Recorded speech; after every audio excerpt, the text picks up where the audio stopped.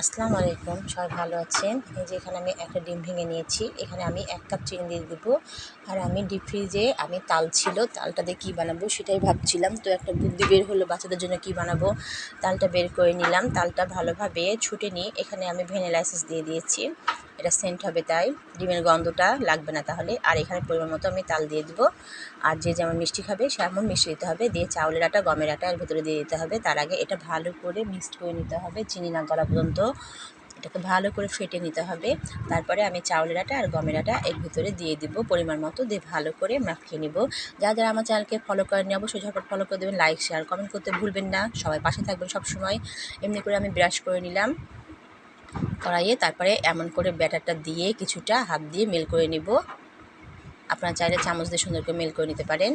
দিয়ে আমি ঢাকনা দিয়ে ঢেকে তারপরে এটাকে একবার উল্টে নিব। একবার উল্টে নিচ্ছি, আবার নাও নিচ্ছি, এটা না নিলেও হবে উল্টিয়ে। তো একবার উল্টিয়ে দেখলাম এটা কেমন হয়, দিয়ে এভাবে ভাজ করে নিব। আমি তালের পাটিসাপটা করলাম, বাচ্চারা খেতে খুব পছন্দ করে। দেয়া মাত্রই শেষ।